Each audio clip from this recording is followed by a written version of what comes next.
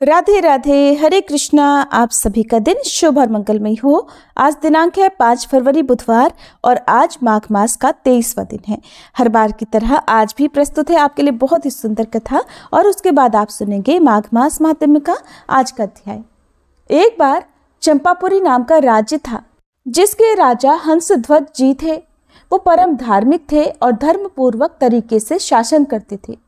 प्रभु की भक्ति और योद्धाओं की श्रेष्ठता में उनकी बहुत रति थी और वो पूरी प्रजा का अपने पुत्र की तरह पालन किया करते। उनके पुत्र का नाम था सुधन्वा। ये उस समय की बात है जब महाराज युधिष्ठिर अश्वमेध यज्ञ कर रहे थे। तब गुप्तचरों ने हंसध्वज जी को समाचार दिया कि महाराज युधिष्ठिर जी का घोड़ा आपके राज्य की सीमा में प्रवेश कर चुका है। तब राजा हंसध्वज ने पूछा कि क्या भगवान श्री कृष्ण भी साथ हैं? तो गुप्तचरों ने उन्हें बताया कि नहीं, वो तो साथ नहीं है, परंतु उनकी द्वारिका की सेना साथ चल रही है। अब तो हंसध्वज के मन में आया कि अगर भगवान कृष्ण साथ होते तो घोड़े का पूजन करके उनके दर्शन प्राप्त कर लेते, लेकिन अब पांडवों को थोड़ा कष्ट देने के बहाने भगवान के दर्शन करने का उपाय करना होगा, क्योंकि जब पांडवों को कष्ट देंगे तो भगवान तो उनकी सहायता करने के लिए जरूर आएंगे।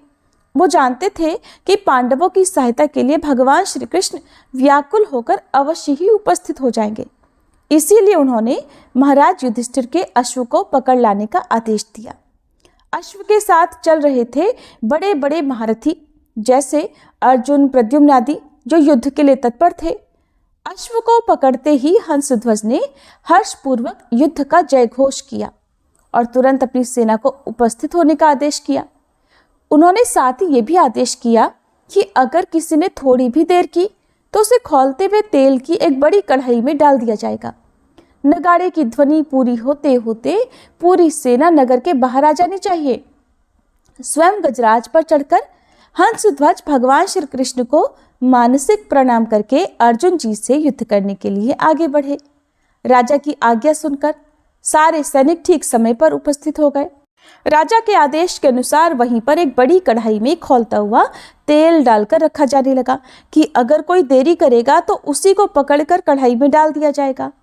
जितने भी वीर योद्धा थे वो तुरंत सारे के सारे उपस्थित हो गए, पर राजा के अपने पुत्र सुधन्वा जी समय पर नहीं आए। सुधन्वा जी भगवान के बहुत बड़े भक्त थे और हर समय नाम जप करते रहते। जैसे ही युद्ध की घोषणा हुई तो वो अस्त्र शस्त्रों से सुसज्जित होकर अपनी माता के पास गए और प्रणाम करते हुए कहने लगे, माँ, आज मेरे जीवन का परम लाभ उपस्थित हुआ है, क्योंकि आज मुझे अर्जुन से युद्ध करना है। आज युद्ध कौशल के द्वारा मैं उनको ऐसा तृप्त और व्याकुल करूंगा कि उनके सारथी भगवान श्री कृष्ण की हमारे ऊपर कृपा दृष्टि पड़े।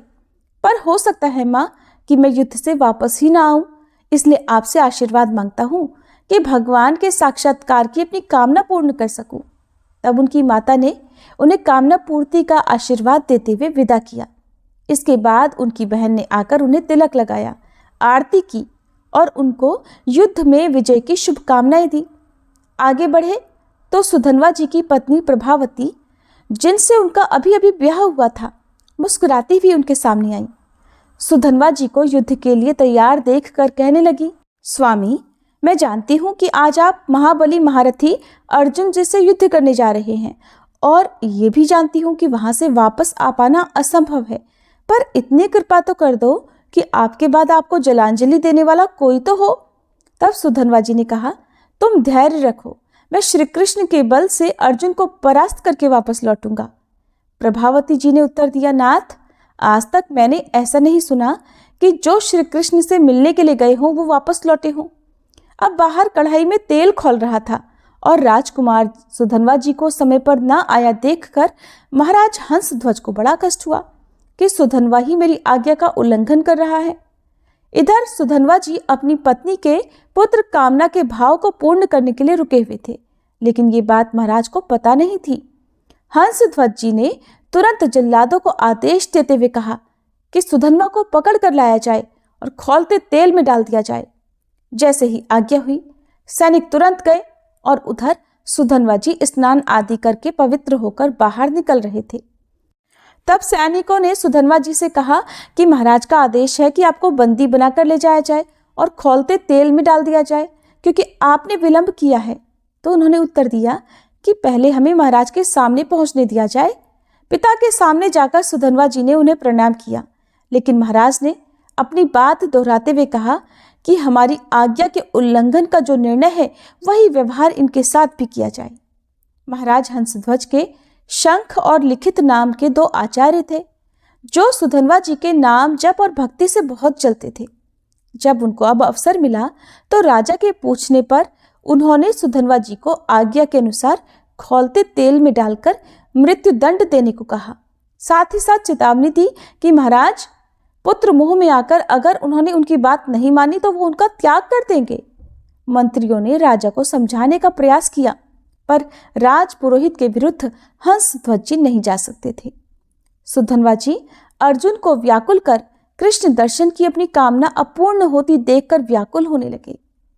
जैसे ही उन्हें कढ़ाई में डाला जाने लगा तो वो भगवान को पुकार कर कहने लगे, हे गोविंद, मुझे मरने का दुख नहीं, क्योंकि आज मैं मरने के लिए ही तो निकला था, पर मरने से पहले मैं तो आपके दर्शन पाना चाहता था।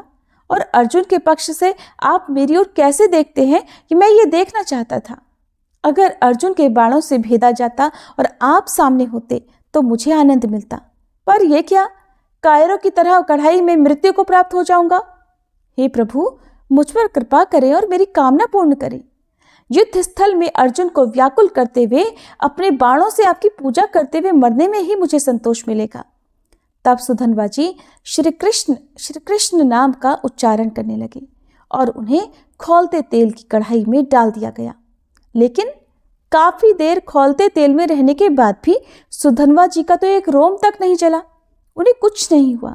सबको बड़ा आश्चर्य हुआ, क्योंकि सबके सामने तेल खौल रहा था।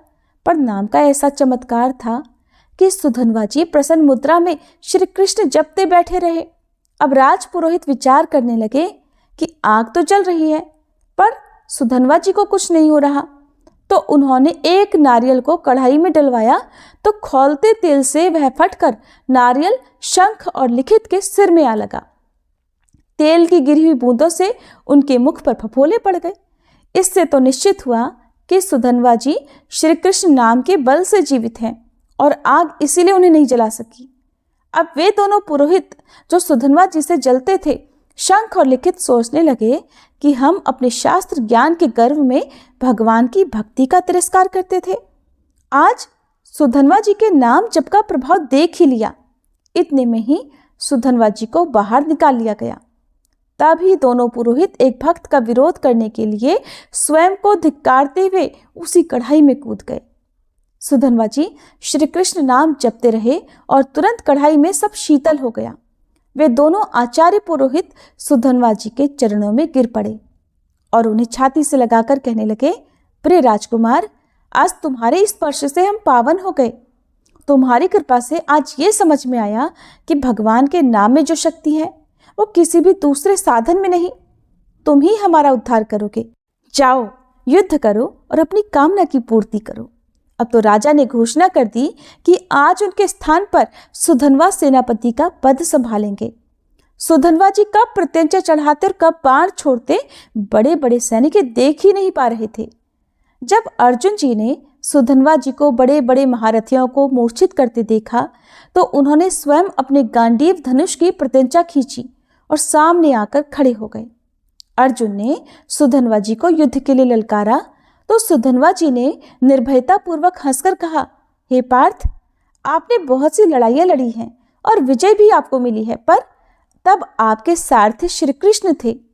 यद्यपि आप महावीर हैं, पर इस समय आप मेरे सामने नहीं टिक सकते, क्योंकि आपका सारथी जो यहाँ नहीं है। अगर मुझ पर विजय प्राप्त करना चाहते हो तो पहले अपने सारथी को तो याद करो, नहीं तो आपके गांडीव की सामर्थ्य नहीं कि मुझे परास्त कर सके। अब एक बालक के मुख से ऐसी चुनौती सुनकर अर्जुन ने क्रोधित होकर उन पर बाणों की भीषण वर्षा कर दी। सुधनवा जी ने उनके हर बाण को काट दिया और अर्जुन की ध्वजा, प्रत्यंचा और गांडीव तक पर प्रहार किया। साथ ही साथ उन्होंने अर्जुन के सारथी को भी घायल कर दिया। अब बिना ध्वज का रथ और बिना प्रत्यंचा का धनुष देख अर्जुन आश्चर्य में पड़ गए और भगवान कृष्ण को याद करने लगे। यही तो सुधनवा चाहते थे। सुधन्वा जी ने उपहास करते हुए कहा, आप मुझे बालक कह रहे थे, पर मैं चाहूं तो आपको बाणों से घायल करके ऐसी दशा में पहुंचा दूं जो आप जैसे वीर पुरुषों को शोभा नहीं देती। अब भी अवसर है, आप अपने सारथी को याद कीजिए और यहाँ बुला लीजिए। जैसे ही अर्जुन ने स्मरण किया, भगवान श्री कृष्ण वहां पहुंच गए। भला अर्जुन उन्हें याद करे और कृष्ण वहां ना पहुंचे, ऐसा तो संभव ही नहीं था। तब उन्होंने मूर्छित सारथी को हटाकर अर्जुन के रथ को संभाल लिया। सुधन्वा जी की कामना पूर्ण हुई, उनकी आशा पूर्ण हुई। उन्होंने अपने रथ से उतरकर भगवान के सामने प्रणाम मुद्रा में होकर अपने आराध्य देव का दर्शन किया और फिर दोबारा रोष में आकर अर्जुन को पुकारते हुए कहने लगे, हे पार्थ, अब संकोच मत करना, अब तुम्हारी विजय होगी। मुझे हराने के लिए तुम्हें पुरुषार्थ दिखाना ही होगा। अर्जुन ने कहा, वीर, आज मैं तुम्हारे मस्तक को 3 बाणों से गिराऊंगा। अगर मैं भगवान कृष्ण के सामने तुम्हारे सिर को ना गिरा सकूं तो मेरे जितने पूर्वज हैं सब पुण्यहीन होकर नरक में गिर जाएं। सुधन्वा जी ने कहा, पार्थ, मैं भी श्री कृष्ण के सामने प्रतिज्ञा करता हूं कि आपके 3 बाणों को बीच में ही काट कर गिरा दूंगा, और अगर ऐसा ना हो तो मुझे घोर दुर्गति प्राप्त हो। इसके बाद सुधन्वा जी ने 10 बाणों से अर्जुन और 100 बाणों से भगवान कृष्ण की एक साथ पूजा की। साथ ही उन्होंने एक बाण से रथ को 100 कदम दूर गिरा दिया। श्री कृष्ण बोले, धन्य है अर्जुन, देखो सुधन्वा कितना महाबली है। समस्त ब्रह्मांड का भार लिए मैं बैठा हूं, फिर भी तुम्हारे सहित मुझे 100 हाथ दूर फेंक दिया। ये बल सुधन्वा को निरंतर नाम जप और एक सुदृढ़ पत्नीव्रत होने से प्राप्त हुआ है। अब अर्जुन ने दिव्यास्त्र का संधान किया और बाण पे काल को विराजमान किया। तब श्री कृष्ण ने कहा, मैंने गोवर्धन पर्वत उठाकर जो गोपियों की रक्षा की थी, उससे प्राप्त पुण्य मैं इस अस्त्र पे विराजमान करता हूं। और फिर अर्जुन ने सुधन्वा जी से कहा, बचो, ये काल का बाण है। सुधन्वा जी ने उत्तर दिया, मेरे पास कृष्ण नाम का बाण है जो काल का भी महाकाल है। अब एक तरफ भगवान और दूसरी तरफ भगवान का नाम। सुधन्वा जी ने जोर से उच्चारण किया, जय श्री कृष्ण, और उस बाण के देखते ही देखते टुकड़े टुकड़े कर दिए। भगवान ने अर्जुन से तुरंत दूसरा बाण निकालने को कहा। उस पर अपनी बहुत सी शक्तियों का संधान किया। भगवान दिखाना चाह रहे थे कि उनके नाम के आगे उनकी अपनी शक्तियां, सुकृत और पुण्य भी काम नहीं करते। इसीलिए भगवान अपने नाम के अधीन हो जाते हैं। सुधन्वा जी ने अर्जुन से कहा, अर्जुन, अगर मैं इस बाण के टुकड़े ना कर दूं तो अरुंधति सहित महर्षि वशिष्ठ की ब्रह्म हत्या का पाप मुझे तुरंत लगे। ऐसा कहते हुए सुधन्वा जी ने गोविंद कृष्ण नाम लेते हुए बाण मारा तो अर्जुन द्वारा चलाए गए भगवान की शक्तियों से संपन्न बाण के 5 टुकड़े हो गए। अर्जुन को निरुत्साहित देख भगवान श्री कृष्ण ने पंचजन्य शंख बजाते हुए नाद किया और अर्जुन से कहा, अब बाण संधान करो। भगवान ने कहा, मेरे राम अवतार में एक पत्नी व्रत होने के सारे सुकृत अब इस बाण पर विराजमान करता हूं। फिर उन्होंने ब्रह्मा जी को बाण के पिछले भाग और काल को अगले भाग पर विराजमान होने का आदेश दिया और अर्जुन से बाण चलाने को कहा। सुधन्वा जी ने अर्जुन से कहा, अब भी संशय है तुम्हें? देखो, तुम्हारी विजय के लिए भगवान क्या कर रहे हैं। अब कोई प्रतिज्ञा करो इस बाण को बचाने के लिए। अर्जुन ने कहा, वीरवर, यदि इस बाण से मैं तुम्हारा मुकुट सहित मस्तक ना गिरा दूं तो भगवान श्री हरि और भगवान शंकर में भेद करने से जो पाप लगता है वो मुझे अभी लग जाए। सुधन्वा जी ने कहा, मैं यदि इस बाण को ना काट दूं तो काशी में मणिकर्णिका घाट पर शिव विग्रह को पैर मारने से जो पाप लगता है वो मुझे तुरंत लगे। अब तो दोनों भगवत भक्तों ने बड़ी बड़ी प्रतिज्ञाएं कर ली, अपने अपने बाण छोड़े। सुधन्वा जी ने जय श्री कृष्ण नाम जपते हुए उस बाण को देखते ही देखते काट दिया। चारों तरफ हाहाकार मच गया। इतनी महिमा से युक्त बाण को कोई काट ही नहीं सकता था। बाण तो कट गए, पर उसके अग्रभाग ने आगे बढ़कर सुधन्वा जी के मस्तक को काट दिया। आश्चर्य की बात यह थी कि सुधन्वा जी के कटे हुए सिर से अभी भी निकल रहा था, श्री कृष्ण, जय श्री कृष्ण। भगवान श्री कृष्ण अब रथ से नीचे उतरे और उन्होंने सुधन्वा जी के कटे हुए सिर को उठाकर अपने हृदय से लगा लिया। इतने में ही सुधनवा जी के शरीर से निकली ज्योति भगवान की परिक्रमा करके भगवान में ही लीन हो गई। तब भगवान ने राजा हंसध्वज से कहा कि ऐसा भक्त शायद न आज तक हुआ है और न ही आगे होगा। वो मेरे दिव्य धाम में गया, इसलिए आप शोक या विलाप मत करना। तो भक्तों को अभय वर देने वाले प्रभु श्री हरिनाम की अपार महिमा है, इसलिए अनन्य होकर निरंतर भगवान का नाम जपने से सब प्राप्त हो जाता है। जैसे भी बने, भाव से कुभाव से, श्रद्धा हो या ना हो, तब भी भगवान का नाम जब आपको प्रिय लगे तो आपको उस नाम का जप और कीर्तन करना ही चाहिए। ये थी आज की कथा। सभी मिलकर प्रेम से बोलिए श्री कृष्ण भगवान की जय, भक्त सुधनवा जी की जय। अब सुनिए आज का अध्याय।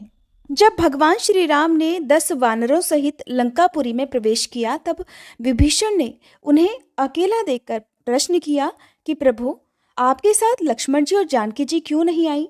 तब श्री रामचंद्र जी ने विभीषण से सब समाचार बताया और उनके हित के लिए इस प्रकार कहने लगे। हे राक्षस राज, इस समय मैं राज्य त्याग कर अपने परम धाम को, जहाँ लक्ष्मण जी गए हैं, शीघ्र ही जाऊंगा। उनके बिना अब इस मर्त्यलोक में 2 घड़ी भी ठहरने का मेरे मन में कोई उत्साह नहीं है। इस समय मैं तुम्हें शिक्षा देने के लिए ही यहाँ उपस्थित हुआ हूँ। तुम शांतचित्त होकर मेरी बात सुनो। ये राज्य लक्ष्मी स्वल्प बुद्धि वाले पुरुषों के मन में मदिरा की तरह मद उत्पन्न कर देती है, इसलिए तुम्हें अपने हृदय में इस मद को स्थान नहीं देना चाहिए। इंद्र आदि संपूर्ण देवताओं का तुम्हें आदर और पूजन करना चाहिए, जिससे तुम्हारा राज्य सदा सुस्थिर रहे और मेरा वचन भी सत्य हो। इसीलिए मैं यहाँ आया हूँ। अगर कोई मनुष्य किसी प्रकार यहाँ आ जाए तो समस्त निशाचरों को प्रसन्न होकर उसका सत्कार ही करना चाहिए। विभीषण, तुम्हें अपने समस्त निशाचरों को मना कर देना चाहिए कि वे मेरे सेतु का उल्लंघन करके भारतवर्ष की भूमि में कदापि न जाएं। तब विभीषण ने कहा, प्रभु, ऐसा ही करूंगा। निस्संदेह आपकी आज्ञा का पालन किया जाएगा, परंतु जब आप मर्त्यलोक को छोड़कर पधार जाते हैं, तब मैं भी यहाँ जीवित नहीं रहूंगा। अतः मुझे भी आप अपने साथ वहीं ले चलिए। श्री राम जी कहने लगे, हे राक्षस राज, मैंने तुम्हें अविनाशी राज्य दिया है, अतः किसी प्रकार मुझे मिथ्यावादी ना करो। मैं यहाँ सेतु में कीर्ति के लिए 3 शिवलिंगों की स्थापना करूंगा। उन तीनों की तुम्हें सदैव पूजा करनी चाहिए। विभीषण से ऐसा कहकर वानरों सहित श्री राम जी फिर 10 रात तक वहीं लंका में टिके रहे। 11वें दिन विमान पर बैठकर उन्होंने अपनी पुरी को प्रस्थान किया और विभीषण और वानरों के साथ मार्ग में उतरकर अपने सेतु के आदि, मध्य और अंत में श्रद्धा पूर्वक 3 रामेश्वरों की स्थापना की। इसके बाद जब वे अपने घर की ओर चले, उस समय विभीषण ने बार बार प्रणाम करके कहा, हे भगवान, इस सेतु मार्ग से कौतुकवश तथा श्रद्धा से बहुत सारे मनुष्य रामेश्वर जी का दर्शन करने के लिए आएंगे। राक्षसों की जाति तो अत्यंत क्रूर मानी गई है और मनुष्यों को आते देखकर उनके मन में उसे खा जाने की इच्छा हो जाती है। अतः यदि कोई राक्षस किसी मनुष्य को खा लेगा तो निश्चय ही मेरे द्वारा आपकी आज्ञा का उल्लंघन हो जाएगा। इसलिए हे प्रभु, आप कोई ऐसा उपाय सोचिए जिससे मुझे आज्ञा भंग होने का दोष न लगे। तब विभीषण का ये वचन सुनकर भगवान श्री राम जी कहने लगे, बहुत अच्छा। इसके बाद उन्होंने अपना धनुष चढ़ाया और अपने तीखे बाणों से सेतु के 10 योजन विस्तृत मध्य भाग को खंडित कर दिया, अर्थात अलग कर दिया। इस प्रकार सेतु मार्ग से, अर्थात पुल वाले मार्ग से लंका में जाना असंभव करके उन्होंने वानरों और राक्षसों के साथ अयोध्यापुरी को प्रस्थान किया। तब से लंका भारतवर्ष से अलग हो गई। इस प्रकार अपने नगर को प्रस्थान करते समय मार्ग में आकाश के पथ से जाता हुआ पुष्पक विमान सहसा अचल हो गया। ये देखकर श्री रामचंद्र जी ने हनुमान जी से कहा, हे वायुनंदन, तुम भूमि पर जाकर पता तो लगाओ कि क्या कारण है जिससे पुष्पक विमान आकाश में ही रुक गया। हनुमान जी बहुत अच्छा कहकर शीघ्र ही धरती पर उतरे और पुनः लौटकर भगवान को प्रणाम करके कहने लगे, प्रभु, यह नीचे परम कल्याणमय हाटकेश्वर क्षेत्र है। वहां संसार की सृष्टि करने वाले साक्षात ब्रह्मा जी विद्यमान हैं। यही कारण है कि पुष्पक विमान उन्हें लांघकर आगे नहीं बढ़ता है। हनुमान जी की ये बात सुनकर श्री रघुनाथ जी ने विमान को उस क्षेत्र में उतरने की आज्ञा दी। फिर वे स्वयं विमान से उतरे और समस्त वानरों तथा राक्षसों के साथ उस क्षेत्र में सब ओर घूम घूम कर तीर्थों का दर्शन करने लगे। वहां पर उन्होंने अपने पितामह राजा अज के द्वारा स्थापित की हुई चामुंडा देवी के दर्शन किए और समस्त कामनाओं को पूर्ण करने वाले कुंड में स्नान करके अपने पिता राजा दशरथ द्वारा स्थापित अपने स्वरूप भूत 4 भुजाधारी श्री विष्णु भगवान का दर्शन किया। वहां राजवापी में स्नान करके शुद्ध होकर देवताओं और पितरों का तर्पण कर उन्होंने मन ही मन ये विचार किया कि इस परम पुण्यदायक क्षेत्र में मैं भी शिवलिंग की स्थापना करूं, जैसे कि पिताजी ने श्री विष्णु भगवान की स्थापना की है। इसके सिवा मेरे प्रिय भाई लक्ष्मण दिव्यलोक में चले गए हैं, अतः उनके नाम से भी एक शिवलिंग की स्थापना मुझे करनी चाहिए। साथ ही अपनी प्रिय पत्नी सीता देवी की और लक्ष्मण जी की भी प्रस्तरमयी अर्थात पत्थर की प्रतिमा इस पवित्र क्षेत्र में स्थापित करूं। ऐसा विचार करके श्री रामचंद्र जी ने 5 मंदिर बनवाए और उन सब में पूर्वोक्त विग्रहों को स्थापित किया। फिर सभी वानरों और राक्षसों ने भी अपने अपने नाम से अलग अलग शिवलिंगों को स्थापित किया। इसके बाद श्रेष्ठ पुष्पक विमान पर बैठकर वे सब के सब अयोध्यापुरी को गए। श्री सूत जी कहते हैं, हे महर्षियों, श्री रामचंद्र जी ने जिस प्रकार उस कल्याणमय तीर्थ में रामेश्वर और लक्ष्मणेश्वर आदि की स्थापना की, वह सब प्रसंग मैंने आप लोगों से कह सुनाया। जो प्रातःकाल उठकर रामेश्वर और लक्ष्मणेश्वर का दर्शन करता है, वह इस तीर्थ में संपूर्ण रामायण के श्रवण से होने वाले फल को प्राप्त कर लेता है। जो अष्टमी और चतुर्दशी को रामेश्वर जी के आगे रामचरित का पाठ करता है, वह अश्वमेध यज्ञ का संपूर्ण फल प्राप्त कर लेता है। श्री सूत जी आगे कहते हैं, हे महर्षियों, पूर्व काल में चमत्कारपुर के भीतर एक श्रेष्ठ ब्राह्मण थे, जिनका जन्म वत्स कुल में हुआ था। उनका नाम चित्र शर्मा था। चित्र शर्मा बड़े यशस्वी थे। एक दिन उनके मन में ये बात पैदा हुई कि मैं पाताल से हाटकेश्वर जी को यहाँ लाकर भक्ति पूर्वक दिन रात उनका पूजन करूं। ऐसा निश्चय करके वे नियम पूर्वक रहते और नियमित भोजन करते हुए बड़ी निष्ठा के साथ कठिन तपस्या करने लगे। लंबे समय तक तपस्या करने के बाद भगवान शंकर एक दिन प्रसन्न हुए और आदर पूर्वक प्रकट होकर बोले, विप्रवर, तुम्हारा जो मनोरथ हो उसके अनुसार वर मांगो। तब चित्र शर्मा बोले, हे देव, आप पाताल से हाटकेश्वर लिंग के रूप में यहाँ पधारिए, बस मुझे यही मनोरथ प्रदान कीजिए। तब भगवान शिव बोले, हे ब्राह्मण, मेरा लिंगमय विग्रह सर्वत्र अचल होता है। तुम हाटक अर्थात स्वर्ण के द्वारा निर्मित दूसरे शिवलिंग की स्थापना करो, वही संसार में हाटकेश्वर के नाम से विख्यात होगा। जो शुक्ल पक्ष की चतुर्दशी को सोमवार के दिन श्रद्धा पूर्वक भक्ति युक्त चित्त से उस लिंग की पूजा करेगा, उसे आदि हाटकेश्वर की पूजा से होने वाले कल्याणमय फल की प्राप्ति होगी। ऐसा कहकर भगवान शिव अंतर्ध्यान हो गए। उधर चित्र शर्मा ने भी मनोहर मंदिर का निर्माण करके भक्ति भाव से शास्त्रोक्त विधि के अनुसार उसमें स्वर्णमय लिंग स्थापित किया और फिर उसी की पूजा प्रारंभ कर दी। वहां उस लिंग की तीनों लोकों में ख्याति फैल गई। दूर दूर से लोग आकर उस उत्तम लिंग की पूजा करने लगे। ये देखकर दूसरे ब्राह्मणों ने भी ये विचार किया कि हम लोग भी भगवान सदाशिव को अपनी आराधना द्वारा संतुष्ट करें। शूलपाणी शिव के 68 क्षेत्र बताए गए हैं, जहां ये परमेश्वर तीनों काल में निवास करते हैं। हम सब लोग प्रयास करें तो उन सभी क्षेत्रों का समूह यहाँ आ जाएगा। तदंतर वहां पर जितने भी श्रेष्ठ ब्राह्मण थे, उन सब ने ऐसा सोचकर बड़ी कठिन तपस्या प्रारंभ कर दी। सहस्त्रों वर्ष आराधना करने पर भी जब उन्हें कोई फल प्राप्त नहीं हुआ, तब वे सभी ब्राह्मण क्षुब्ध हो उठे और बोले कि हम बाल्यावस्था से ही भगवान शंकर जी की आराधना करते हुए बूढ़े हो गए, परंतु हमें अब तक परमेश्वर शिव का दर्शन नहीं हुआ, इसलिए हम सब लोगों को अब अग्नि में प्रवेश कर लेना चाहिए। मन में ऐसा निश्चय करके फिर उन सब ने अग्नि प्रज्वलित की और एकाग्रचित्त होकर वे अपने पुत्रों के साथ जैसे ही उस जलती अग्नि में प्रवेश करने लगे, तुरंत ही भगवान शिव ने प्रसन्न होकर उन्हें दर्शन दिए और हंसकर कहने लगे, हे द्विजवरों, ऐसा दुस्साहस ना करो, तुम्हारे मन में जो इच्छा हो उसे मांग लो। फिर सभी ब्राह्मणों ने भगवान शिव को बारंबार प्रणाम करके कहा, हे सुरश्रेष्ठ, आपके जो 68 क्षेत्र परम धन्य कहे जाते हैं और आदि शिवलिंगों की स्थिति के कारण जिन्हें परम पूजनीय माना जाता है, वे सभी क्षेत्र यहाँ प्रतिष्ठित हों। ये सुनकर भगवान शंकर ने सोचा कि मेरे मन में भी सदा यही कार्य करने का विचार होता है कि मैं अपने सभी क्षेत्रों को किसी एक ही स्थान पर एकत्र करूं, क्योंकि कलिकाल बड़ा भयंकर होगा। यहाँ पर भगवान शिव कलयुग के बारे में बता रहे हैं कि कलयुग आने पर पृथ्वी पर जितने तीर्थ और क्षेत्र हैं वो सब नष्ट हो जाएंगे।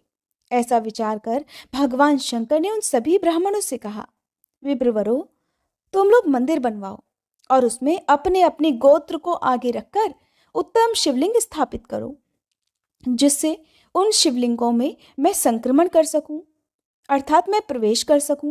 तब उन सभी ब्राह्मणों ने हर्ष में भरकर मनोहर भूमि भागों को देखकर वहां कैलाश शिखर के समान उच्च और दिव्य 68 मंदिर बनवाए और उन मंदिरों में तरह तरह के उत्तम शिवलिंगों की स्थापना की और विभिन्न क्षेत्रों में जो जो नाम प्रसिद्ध हैं उनके वही वही नाम रख दिए। इस प्रकार समस्त क्षेत्र और शिव मंदिर वहां सदैव निवास करते हैं। और आप सभी की जानकारी के लिए मैं आपको बता दूं कि रामेश्वरम तीर्थ तमिलनाडु में है। अगर आपको कभी भी ऐसा सौभाग्य प्राप्त हुआ तो आप वहां पर जाकर एक बार दर्शन करके जो भी आपको कथा में वर्णन किया गया है उसके बारे में जरूर पता कीजिएगा। इन्हीं दिव्य 68 मंदिरों के बारे में एक बार देवी पार्वती जी ने भगवान शंकर से पूछा कि हे प्रभु, आप किन किन तीर्थों में किन किन नामों से कीर्तन करने योग्य हैं, ये सब पूर्ण रूप से बताइए।